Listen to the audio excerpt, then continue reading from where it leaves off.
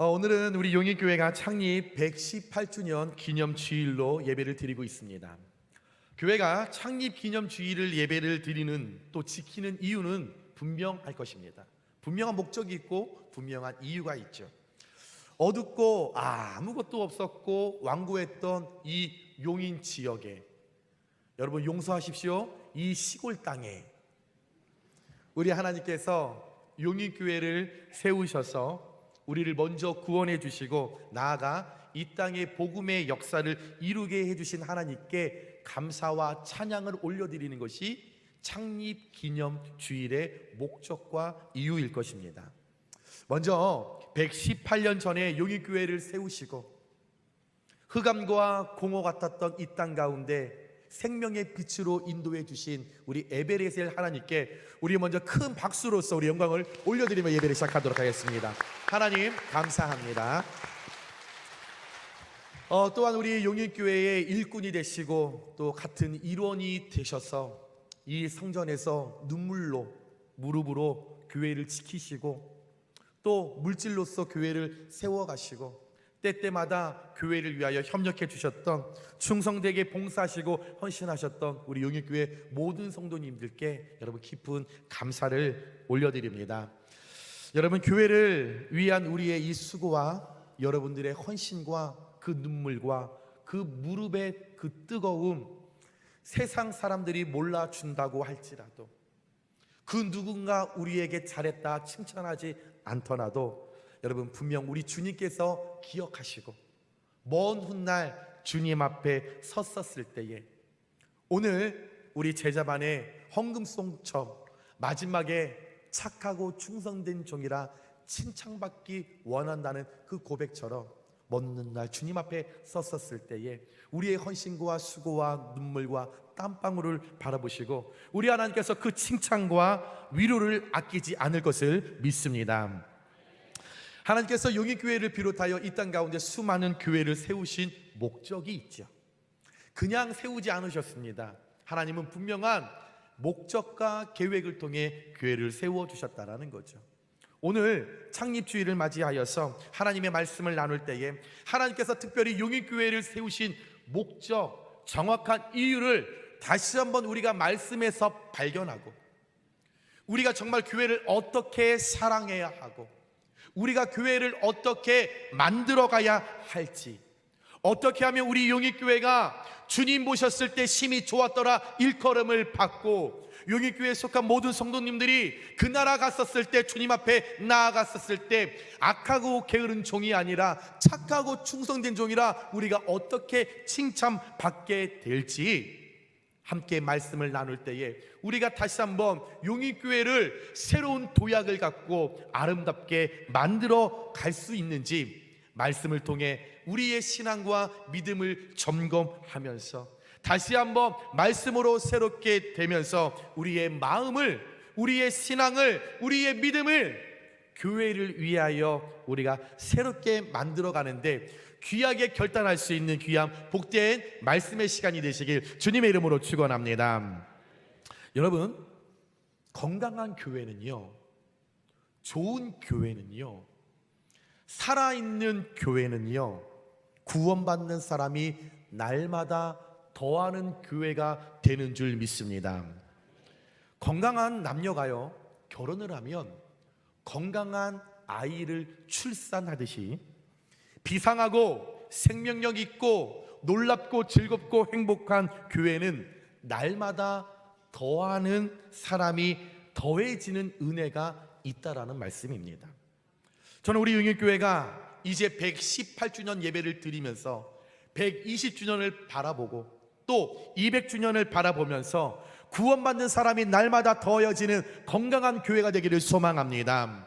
그냥 숫자적으로 부흥하여서 출석 인원수를 자랑하는 그런 1차원적인 교회가 되는 것이 아니라, 교회의 재정을 자꾸만 교회의 재산을 불려서 우리 교회 재산이 이렇게 많아 자랑하는 교회가 아니라, 그것을 목적과 그것을 계획으로 교회를 우리가 비하시키는 그 어리석음의 모습으로 믿음과 신앙을 만들어가는 것이 아니라 정말 죽어가는 영혼, 신앙생활하면서 목회자로부터 상처 입은 영혼, 교인들과의 질투와 시기와 미움 때문에 상처되어 교회를 떠난 영혼, 육신의 질병으로 인하여 고통당하여 주님의 손길을 기다리는 그 영혼들에게 정말로 단 한 번도 누려보지 못했던 구원의 기쁨을 누리게 하고, 즐거운 그 예배를 통하여서 상처 입었던 영혼 가운데 회복의 역사가 일어나고, 질병 걸린 그 육신 가운데 교회를 통하여서 고침의 은혜를, 치유의 은혜를 누리는 그런 교회로 우리 용인교회가 하나님 보셨을 때에 정확하게, 성실하게, 올바르게 사용되기를 소망합니다. 이 은혜가 반드시 우리 용인교회 가운데 임하게 될 줄 믿습니다. 그렇다면 구원받는 사람이 날마다 더해지는 용인교회가 되기 위해서는 어떻게 해야 할까? 어떤 교회가 정말로 이 시대에 많은 믿지 않는 사람들로부터 기독교를 개독교라고 함부로 말하는 그들을 향하여서 정말 용인교회만큼은 개독교가 아니라 살아계신 하나님의 교회요, 하나님의 능력이 일하시는 교회요, 오늘도 살아 역사하시는 하나님의 교회라는 것을 우리가 증명하기 위해서 우리가 어떤 교회로 우리가 만들어야 할까? 세 가지의 말씀을 나눌 때에 진정 118주년을 우리가 맞이하면서 저와 여러분의 교회관이 달라지시고, 교회를 사랑하는 우리의 마음이 달라지시고, 교회를 향한 우리의 헌신과 우리의 발걸음이 하나님 보셨을 때에 심히 좋았더라 일컬음을 받을 수 있는 아름다운 발걸음, 아름다운 변화의 발걸음으로 변화되는 귀한 놀라운 도약의 시간이 오늘 말씀을 통하여 저와 여러분 가운데 재건축의 역사가 일어나시길 주님의 이름으로 축원합니다. 첫 번째입니다. 구원받는 사람이 날마다 더하는 교회는 능력이 나타나는 교회라는 것입니다. 오늘 말씀 43절에 사람마다 두려워하는데 사도들로 말미암아 기사와 표적이 많이 나타나니 라고 나왔습니다. 사람들이, 믿지 않는 사람들이, 예루살렘 교회에 다니는 성도들이 사도들로 인하여 그 사도들에게 일하시는 하나님의 능력을 통하여 기사와 표적이 나타났었을 때에 그것이 두려웠다라고 말하고 있습니다. 그런데 오늘 말씀에서 나온 이 두렵다라는 것은 무서운 것이 아닙니다.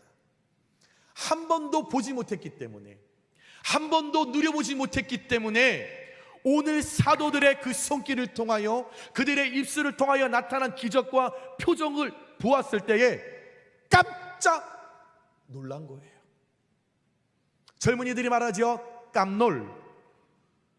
그 기사와 표적을 보니 이들이 깜짝 놀랐을 때에 두려워했다라는 것입니다.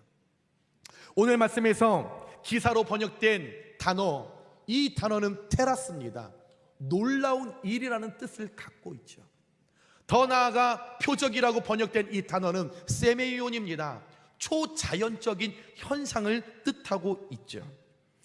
기사와 표적이라는 것은 사람이 할 수 없는 능력, 사람이 배워서 할 수 없는 능력, 사람이 아무리 과학이 뛰어나고 사람이 아무리 많이 배운다고 해도 놀랍고 초자연적인 현상을 따라갈 수 없는 이 능력, 하나님의 능력을 말하고 있다는 거죠. 즉 우리 삶 속에 놀랍고 초자연적인 하나님의 능력이 오늘 예루살렘 교회의 사도들을 통하여 나타났다라는 것입니다. 이 예루살렘 교회의 사도들로 인하여 나타난 이 기사와 이 표적을 보고 사람들이 놀란 거죠. 이야, 어떻게 이런 일이 일어날 수 있어? 이야, 정말 하나님이 살아계신가 봐. 이야, 정말 예수님이라는 그의 이름이 능력이 있나 봐. 사람들이, 믿지 않는 자들이 사도들의 그 입술을 통하여 선포되는 말씀을 통하여 기사와 표적을 통해 하나님의 일하심을 보았다라는 거죠. 이로 인해서 눈에 보이는 가시적인 그 증거들을 통하여서 여러분, 날마다 구원받는, 내가 직접적으로 전도하지 않아도 많은 사람들이 그것을 바라봤었을 때 살아계신 하나님을 믿고 살아계신 예수님을 그들이 믿었을 때에 예루살렘 교회로 날마다 더하는 역사, 몰려드는 역사, 부흥하는 역사가 일어나게 되었다라는 것입니다. 예수 그리스도의 이름을 선포했을 뿐인데 귀신 들린 자 가운데 귀신이 떠나가게 되고, 예수의 이름을 그냥 선포했을 뿐인데 병든 자가 고침을 받게 되었다라는 거죠. 그랬을 때의 그 모습을 보고 예루살렘 교회에 하나님의 능력으로 구원받는 사람이 날마다 더하는 역사가 일어나게 되었다라는 것입니다. 여러분, 교회는요, 세상이 가지고 있지 않는, 과학적으로 해석할 수 없는, 과학적으로 증명할 수 없는 일이, 그 하나님의 능력이 부어지는 것이 교회라는 것입니다. 그래서 우리는 교회 안에서 신앙생활할 때 신기한 일, 신비한 일, 놀라운 일, 한 번도 보지 못했던 일, 경이로운 일들을 우리는 너무나 많이 경험하고 있다는 거죠. 여러분, 우리가 교회에서 기도할 때에 귀신이 떠나가는 일을 얼마나 많이 봤습니까? 저 어렸을 때요, 귀신 들린 자들이 참 많았어요. 아니, 왜 이렇게 많았는지 몰라요. 그러면요, 우리 권사님들이 집안에 모여, 그럼 귀신 들린 사람을 가운데 놓고 권사님들이 10대뿐이 쫙 동그랗게 앉죠. 막 그리고 찬양하죠. 불러 예수의 보혈로 막 보혈 찬송을 하죠.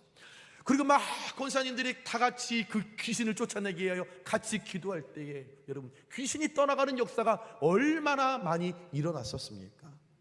여러분, 교회 안에서 우리가 기도할 때에 병든 자들이 하나님의 말씀을 통하여 여러분, 암 걸린 자가 암에서 자유하는 일들이 얼마나 많이 일어났습니까? 우리가 교회 안에서 기도할 때에 고린도전서 12장에 나오는 성령의 각종 은사들이 얼마나 많이 나타났습니까?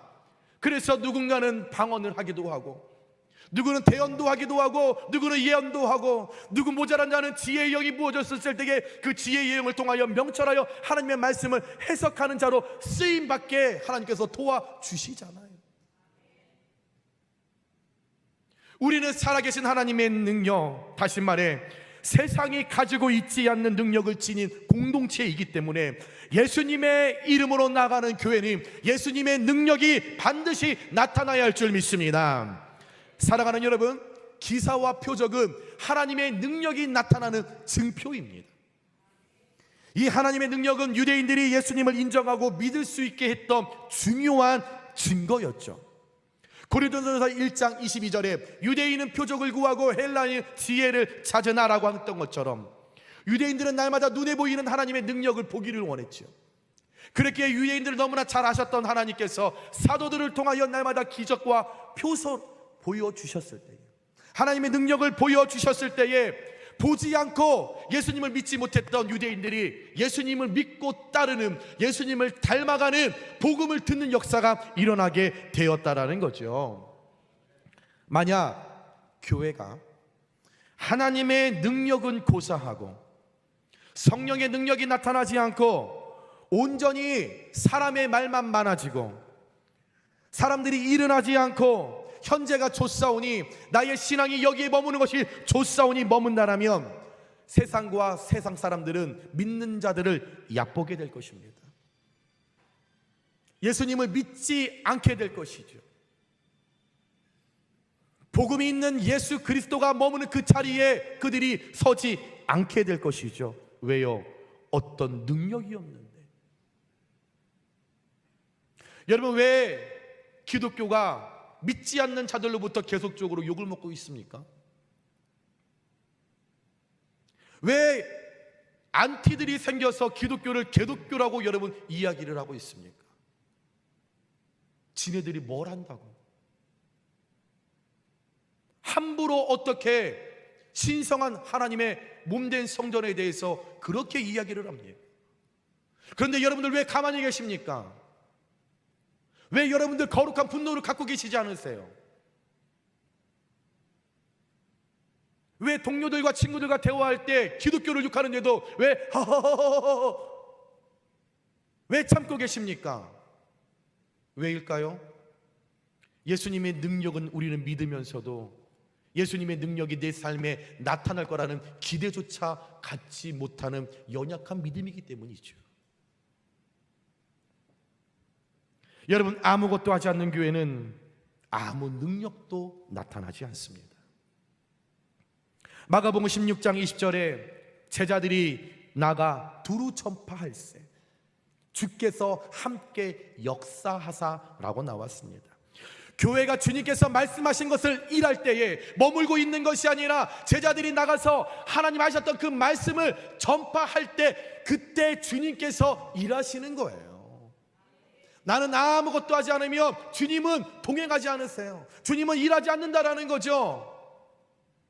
목사님, 저는 30년을 믿어도 40년을 믿어도 왜 신앙이 안 자랄까요? 이유는 단 하나입니다. 하나님의 말씀을 전하지 않기 때문에, 두루 나가 전파하지 않기 때문에 하나님의 영이 내게 역사하지 않으니 여기가 좋사오니, 나는 이 신앙이 좋사오니, 지금 현재가 좋사오니, 그 따르는 표적으로 말씀을 확실히 증언하니라 아무것도 하지 않으면 표적도 나타나지 않는다라는 것입니다.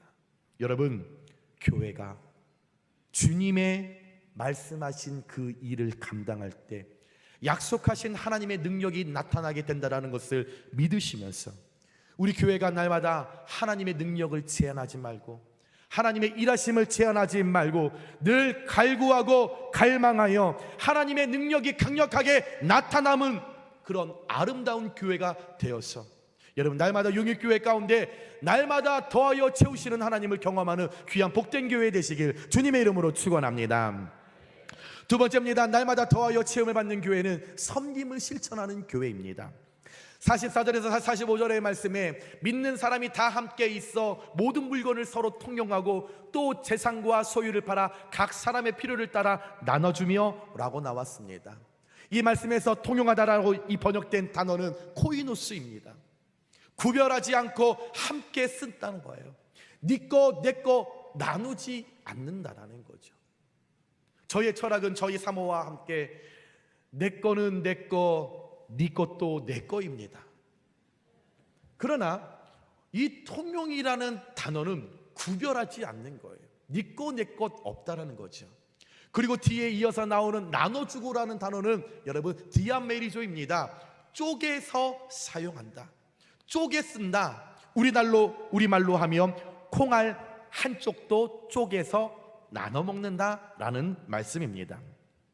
오늘 예루살렘 교회는 누가 먼저라고 할 것 없이 모두가 자원하는 마음으로 내가 가지고 있는 나의 소유를 여러분 서로의 부족함을 채워주는데, 없는 자에게 나눠주는데, 병든 자에게 병원비를 지급하는데 여러분 서로 채워주는, 이전에 한 번도 경험해보지 못한 사랑의 공동체를 형성하는 교회였다라는 거죠.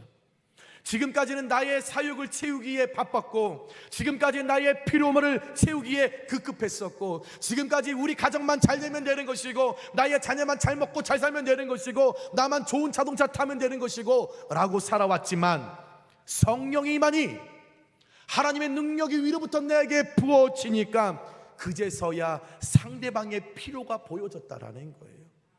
상대가 무엇이 지금 갈급한지 그때 보이게 되었다라는 거죠. 그랬을 때 이 예루살렘 교인들 보는 데서만 끝나지 않고 자신들의 재산과 소유를 직접적으로 팔아 상대방의 필요를 진짜로 정말로 실천하는 섬김을 보여주었을 때에 이 예루살렘 교회가 믿지 않는 자들을 통하여 이야, 교회 다니는 사람들은 다르구나, 예수 믿는 사람들은 다르구나, 정말로 그들이 말하고 복음을 제시하는 그 예수님이 말했던 것처럼 고아와 가부와 창녀를 불쌍히 여기는 것, 병든 자를 불쌍히 여기는 것, 어려운 자를 돕는 것, 그대로 정말로 믿음의 사람들은 그렇게 살아가구나. 그들이 직접적으로 경험하고 봤었을 때에 그들이 복음을 전하지 않아도 교회로, 예루살렘 교회로 몰려드는 날마다 더하는 역사가 일어나게 되었다라는 거죠.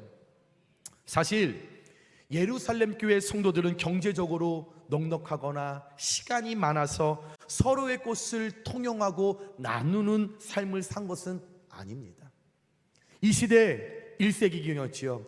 1세기경 이 팔레스타인 지방의 경제적 상황은 전쟁으로 인해서 고아가 너무 많았어요. 남편들이 전쟁에 나가서 다 죽었기 때문에 과부도 많아졌겠죠.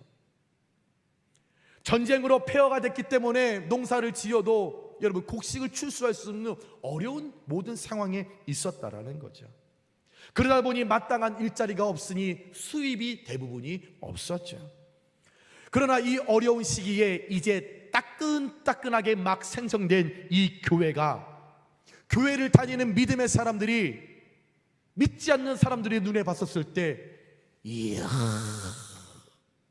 저 사람들은 어떻게 서로의 필요를 저렇게 채워주지? 똑같이 없이 사는데, 똑같이 가난하게 사는데 어떻게 자신의 소유를 다 끄집어내서 저렇게 나누며 살지? 어떻게 지갑에 있는 지갑을 열어서 다 내놓으면서 함께 잘 먹고 더불어 살자라고 어떻게 저렇게 살아가지? 그 예루살렘 교회가 그런 모습을 지향하며 살아갈 때 믿지 않는 자들에게 귀감이 되고 그들의 마음에 감동이 왔었을 때 날마다 더하는 역사가 일어나게 되었다라는 거죠. 성령님을 내가 만나니 하나님의 능력이 내게 부어지니 닫혔던 귀가 열어진 거예요. 닫혔던 눈꺼풀이 열리게 되었다라는 거지요. 귀가 열리고 눈이 열리니까 하나님의 사랑, 이웃에 대한 사랑이 그제서야 열리게 되었고 깨닫게 되었어요. 예전에는 길을 걸어갈 때는 병든 자들이 한 푼만 달라고 도와달라고 했었을 때는 이 귀가 열리지 않아서 듣지 못했어요. 성령의 능력을 받기 전에는 길을 갈 때에 어려운 자가 도와달라고 했었을 때는 그들이 내 눈에 보이지 않았다라는 것입니다. 그런데 하나님의 능력이 내게 임하니 성령이 내 안에 찾아오니 귀가 열리고 눈이 열렸을 때에 어렵고 가난한 자들의 소리가 내 귀에 들리게 되었고 내 눈에 보이게 되었을 때에, 여러분, 예루살렘 교인들이 물질의 노예가 된 것이 아니라 물질을 내가 다스리면서 오히려 그 물질을 하나님과 이웃을 위해 기꺼이 사용할 수 있는 진정한 섬김을 실천하는 교회가 되었다라는 거죠. 사랑하는 여러분, 은혜 받기 전에는요, 이 세상 모든 게 다 내 거라고 착각합니다. 여러분, 통장에 있는 거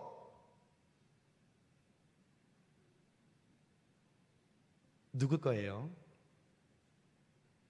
여러분 것입니까? 하나님의 것입니까? 여러분의 집 하나님 것입니까? 내 것입니까?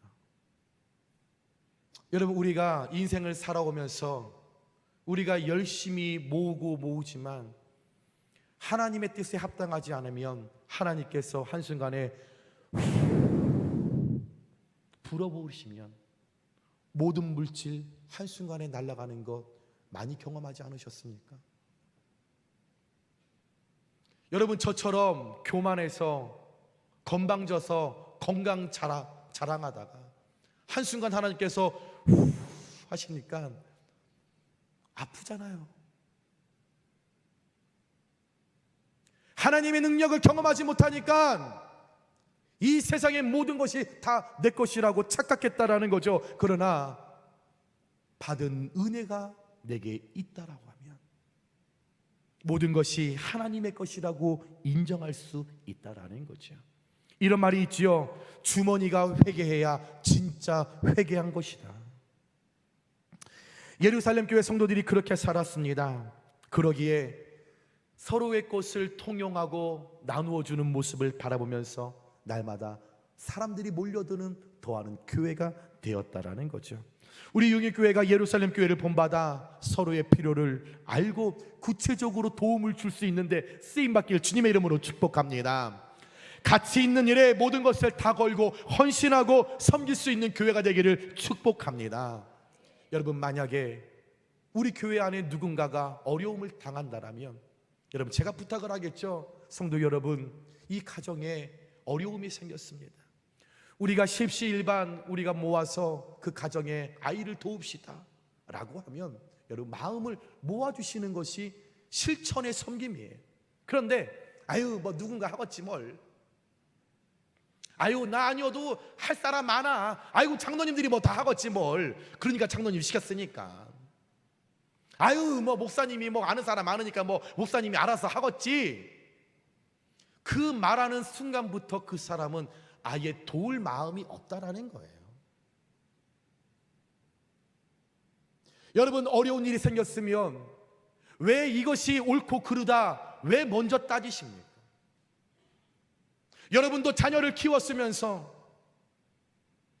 여러분의 자녀를 키울 때 그 자녀가 아프면 이 엄마의 마음이 얼마나 아픈지를 본인도 경험했으면서 가정의 자녀의 질병 때문에 고통당하고 있다고 하면, 돕자라고 한다면 여러분, 우리의 소유를 팔아서라도 그들에게 나누어서 그 질병을 고치는 것이 여러분 그리스도인의 모습이 아니겠습니까?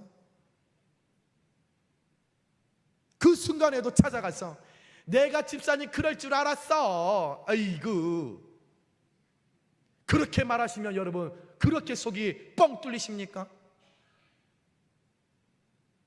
누군가 아프고 고통을 당하면 옳고 그름을 따지기 전에 먼저 안아주는 것, 같이 눈물을 흘려주는 것, 그 문제에서 해결하고 일어설 수 있도록 권면해 주는 것이 여러분 우리가 진정 하나님이 기뻐하시는 실천하는 섬김의 모습이 아니겠습니까? 마태복음 5장 14절에 너희는 세상의 빛이라 산 위에 있는 동네가 숨겨지지 못할 것이라고는 말씀처럼 우리 용인교회가 정말로 세상의 빛이 되어서 가난하고 어렵고 병들고 소외되는 자들에게 정말 힘과 살아갈 소망을 건네줄 수 있는, 말로만 섬김으로 나가는 교회다, 세상을 돌보는 교회다, 입술로만 고백하는 것이 아니라 정말로 진짜로 예루살렘 교회인들처럼 실천할 수 있는 교회가 되어서 예루살렘 교회처럼 구원받는 사람이 날마다 더하여지는 건강한 교회 되기를 주님의 이름으로 축원합니다. 마지막으로 세 번째입니다. 날마다 더하는 교회는 모이기에 힘쓰는 교회입니다. 46절 말씀에 날마다 마음을 같이하여 성전에 모이기를 힘쓰고 집에서 떡을 떼며 기쁨과 순전한 마음으로 음식을 먹고라고 나왔습니다. 초대교회 교인들이, 예루살렘 교인들이 함께 모이기를 힘썼다라는 거예요. 여기서 말씀을 같이하여라는 문장이 나오는데 이 말은 마음이 다 똑같았다라는 말이 아닙니다. 살아온 환경이 다른데, 처지가 다른데, 형편이 다른데 어떻게 마음이 다 똑같겠습니까? 다 다르죠. 여러분, 함께 사시는 옆에 분과 마음이 맞으세요? 30년 동안 다른 환경, 다른 부모 밑에서 자랐는데 어떻게 한 가정을 이루었다라고 여러분 마음이 합하겠습니까? 저는요, 저랑 같이 사는 여인과 안 맞아요. 이렇게 안 맞을 수가 없어요. 저는 저희 사모와 맞는 것 딱 하나 있어요. 신앙관. 신앙관 외에는 다 틀려요. 여러분, 결혼을 했습니다. 여러분, 치약을 짜는데 저는 가운데를 눌러야 만족이 있어요. 가운데를. 그런데 저희 사모는 뒤를 눌러야 돼. 그럼 그렇게 살면 되는데 아침부터 바가지를 긁죠. 아니, 왜 가운데를 눌러요? 뒤를 눌러야지. 가운데 누르나 뒤에 누르나 닦으면 되는 거지요. 안 맞아. 아침에 저는 일어나면 그냥 허물을 벗어놓고 이렇게 나와요. 저희 사모는 일어나면 아침부터 일일이 베개를 피고 이불을 피고 다 정리정돈을 해요. 그건 저한테 잔소리를 하죠. 좀 이불 좀 개면 안 돼요? 저는 말하죠. 어차피 밤에 와서 또 들어갈 거 뭐할로 힘을 써요? 뭐할로 힘들게 살아요? 안 맞아. 저는요, 소세지 좋아하고요, 저는 무생채 좋아하고, 저는 튀김 좋아해요. 저희 사모는 토끼여서 야채를 먹고 살아요. 안 맞아. 안 맞아. 그러니까 신혼 때는 정말 많이 싸웠어요. 어떻게 내가 이 여자와 살아야 될까? 나같이 이렇게 훌륭한 남자와 사는 당신은 나를 존중해야 하는데 존중은 안 하고 너무 안 맞는 거죠. 그런데 여러분 생각해 보세요. 그래도 우리가 하나가 되기 위하여, 아름다운 목표를 갖고 아름다운 가정을 이루기 위하여 노력을 하는 거죠. 협력하기 위하여 애를 쓰는 거예요. 그래서 제가 제시하죠. 알았어 여보, 나는 아침에 계란과 소세지를 먹을 테니까 당신은 야채를 먹어. 그래서 본인이 힘든 거죠. 뭐 식단을 2개를 짜야 하니까. 저는 먹으면 되는 거니까.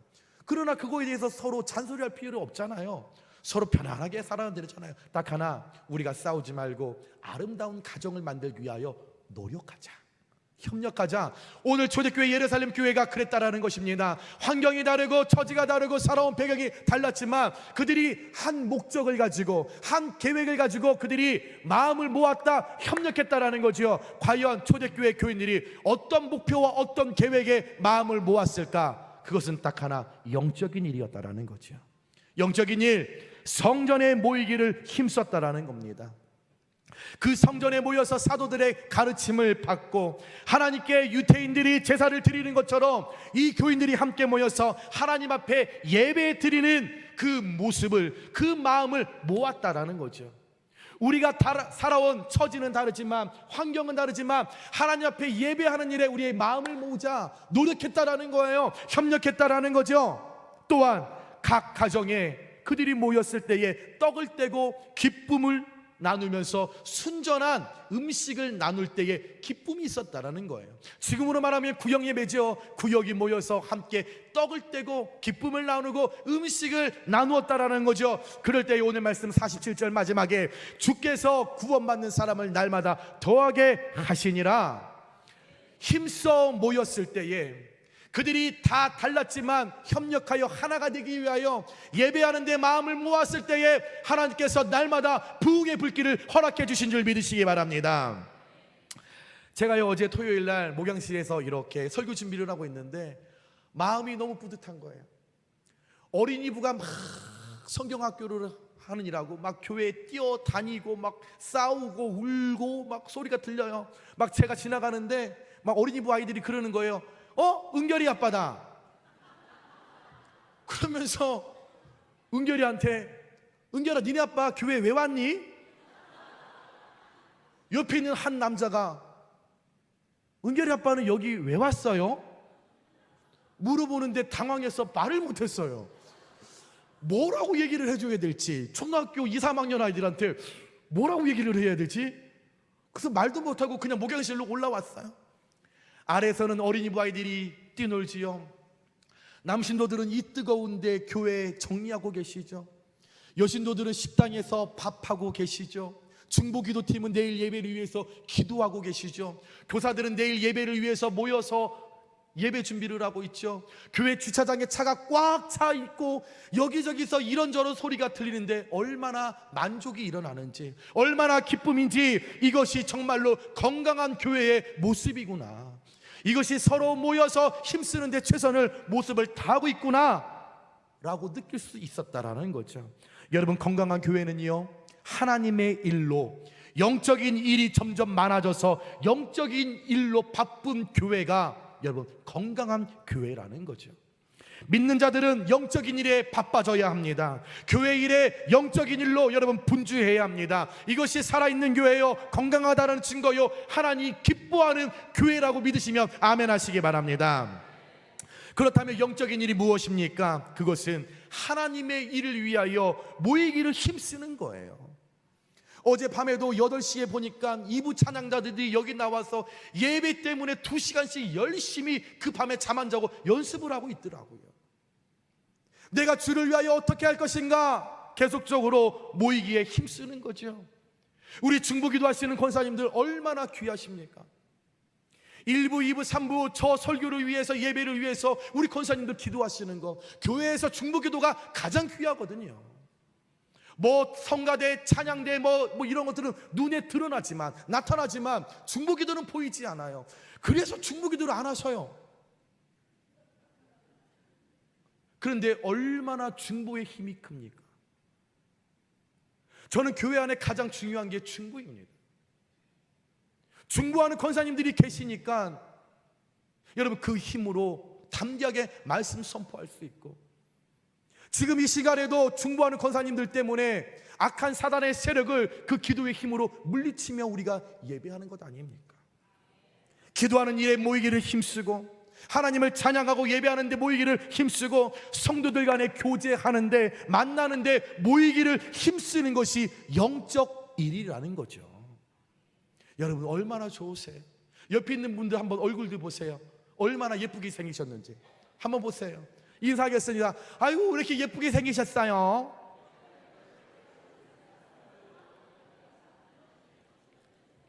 여러분, 성도들 간에 이렇게 교제하는 것 얼마나 즐거운 일이에요. 봐도 좋고 봐도 행복하고, 우리 이경수 장로님 얼마나 저렇게 예쁘게 생기셨는지, 우리 장로님 볼 때마다 눈도 땡글, 코도 땡글, 얼굴도 땡글, 다 땡글, 얼마나 장로님 볼 때마다 마음이 좋은지. 여러분, 교제하는 것, 하나가 되는 것.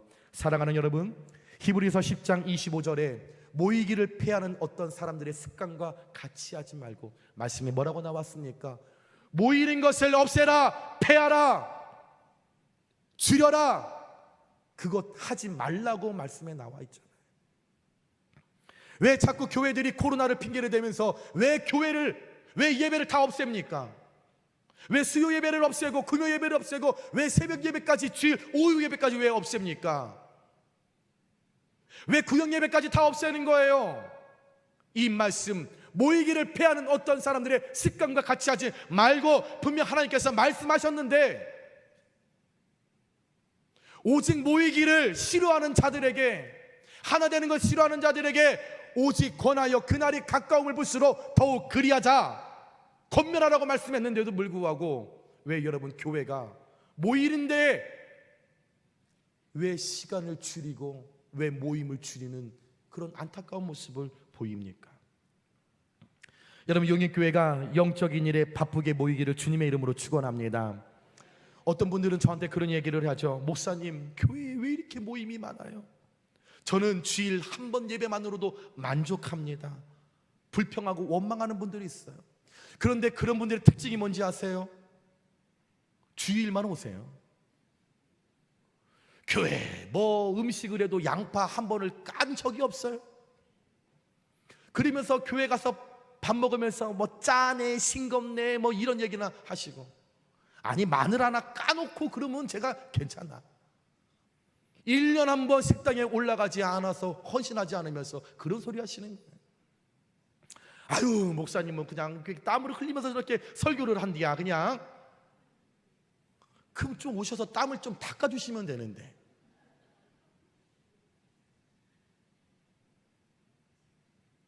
왜 자꾸 교회는 모임을 만들어서 사람을 힘들게 합니까? 이렇게 말하시는 분들, 교회의 본질을 모르시기 때문에 그렇게 말씀하시는 거죠. 교회는 계속해서 모여야 합니다. 모이는 곳이 곧 훈련입니다. 이 훈련을 통해서 함께라고 하는 그 기쁨이 우리에게 충만하게 될 줄 믿습니다. 저와 여러분들 이 다음에 천국 가시면 뭐 하시겠어요? 하나님 앞에서 우리 예배자거든요. 함께 예배하는데 여기서 그렇게 독단적으로 하시다가 천국 가셔서 하나님께서 자 예배하자, 하나님 저는 혼자 할게요, 그러시겠습니까? 이 땅에서 우리가 준비되고 훈련되어 함께라는 공동체, 우리가 한 가족이라는 이 공동체를 통하여서 하나님은 성도의 교제를 통해 참된 기쁨 가운데 하나님을 찬미하는, 날마다 더하게 하시는 능력을 용인교회 가운데 부어 주실 줄 믿으시면서 날마다 힘써 모이는데, 여러분 우리의 마음과 우리의 생각과 우리의 물질과 시간을 여러분들 우리가 투자하실 수 있는 저와 여러분들 되시길 주님의 이름으로 축원합니다. 말씀을 정리합니다. 사랑하는 여러분, 우리 용인교회가 오늘 118주년 창립 기념주일을 우리가 드리면서 하나님께 영광을 올려드릴 뿐만 아니라 좀 세상으로부터 좋은 평가를 받는 교회, 믿지 않는 용인시 사람들한테 칭찬을 받는 교회가 되어서 정말 주께서 구원하는, 날마다 더하게 하는 역사가 일어나는 귀한 교회가 되기를 소망합니다. 제가 며칠 전에요, 식당에 가서 밥을 먹는데 제가 이렇게 밥을 먹으면서 그 주인 아주머니께 이렇게 했어요. 아주머니 혹시 교회 다니세요? 아유, 저 교회 안 다녀요. 안녕하세요, 저는 용인교회 고유한 목사입니다. 아, 얘기 들었어요. 제가 깜짝 놀라서 어떻게 해요? 아유, 제 친구가 용인교회 다니는데 목사님 같이 안 생겼다고, 놀러 오라고. 아, 그분이 목사님이냐고. 아, 그렇다고. 그러면서 분홍색 소세지를 한 접시를 더 갖다 주시는 거예요. 여러분, 날마다 우리 용인교회가 좋은 소문이 나왔으면 좋겠습니다. 야, 용인교회 갔더니 사랑이 많대. 용인교회 갔더니 하나님의 능력이 나타난대. 교회 갔더니 즐거운 예배가 날마다 일어난대. 여러분, 이런 소문이 나야 하지 않겠습니까? 여러분, 이를 위해서 우리 용인교회가 능력이 나타나는 용인교회, 섬김을 실천하는 용인교회, 모이기에 힘쓰는 용인교회 여러분 될 수 있도록 주님이 원하시는 일이라면 조금도 추조하지 않고 우리의 모든 것을 통용하고 나누면서 하나님의 능력 가운데서 힘써 모일 때에 이 사랑의 띠, 사랑의 공동체를 통하여 우리 하나님께서 120주년, 200주년 가운데 하나님의 놀라운 만지심을 통하여 더욱더 부흥의 불길을 일으켜주셔서 하나님 오셨을 때 심히 좋았더라 일컬음 받고 칭찬받는 아름다운 교회와 용인교회 모든 성도님들 되시기에 주님의 이름으로